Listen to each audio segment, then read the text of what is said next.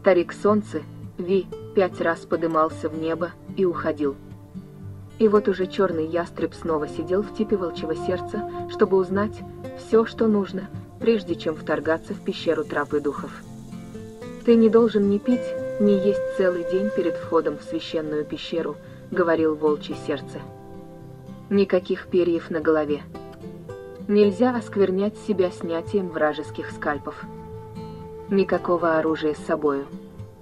И сними ожерелье из когтей, матахота, медведя, гризли. Нужно смиренно входить в царство духов. Надень лишь набедренную повязку из шкуры оленя, да старые мокасины. Не следует украшать волосы. Никакой боевой раскраски». Черный ястреб торжественно кивнул. «Когда войдешь в пещеру, ты должен вознести священные молитвы всем 4 духам, затем Высшему Духу и Матери Земле. Когда все выполнишь, сядь лицом к востоку. В пещере темно, но не вздумай зажигать огонь. Говорить нельзя. Думай о будущем и ни о чем другом. Напряги ум и сердце и проси Вакантанка открыть, что ждет наш народ в следующем году. Что если Великий Дух не откроет мне будущего?» Спросил черный ястреб. «Может так случиться, что мне не удастся добиться расположения духов?» Волчье сердце положил ему на плечо свою руку. «В пещере ты не останешься совсем один. С тобой войдут туда и мои молитвы. Моя душа будет там, в пещере». «Когда?» — спросил черный ястреб. «Когда мне отправляться?» «В следующее полнолуние». Все 3 дня черный ястреб готовил себя к походу. Он был как натянутая тетива. Следующие 2 дня тянулись невыносимо медленно. Черный ястреб провел много часов, размышляя о своем долге, спрашивая себя, хватит ли у него отваги войти в пещеру. Так ли силен его дар, чтобы подчинить силу духов?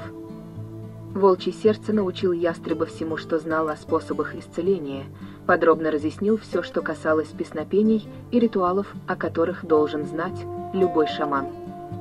Волчье сердце передал черному ястребу все эти знания как собственному сыну.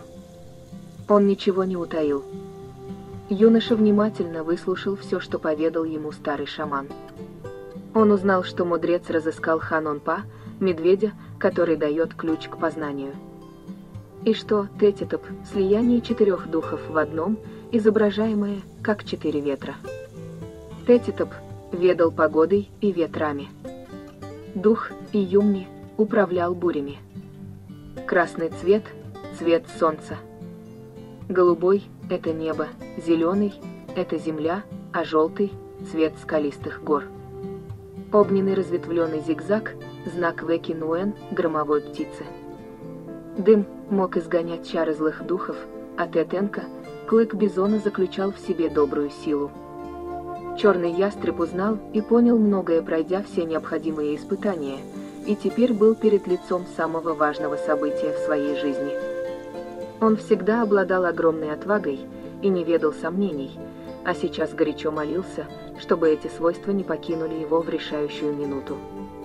Вечером, в ожидании назначенного времени, он спустился к реке, чтобы побыть в одиночестве. Пронизывающий ветер дул с гор, наклоняя деревья до земли из стороны в сторону, словно в неком танце посреди высоких трав. Черный ястреб глубоко вздохнул. Нельзя допускать и мысли о страхе. Он должен войти в священную пещеру. Не следует даже думать о том, что звание шамана ему не по плечу. Юноша выпрямился и отбросил все сомнения. Если волчье сердце смог вступить на тропу духов и вернуться невредимым, значит и он сможет сделать это.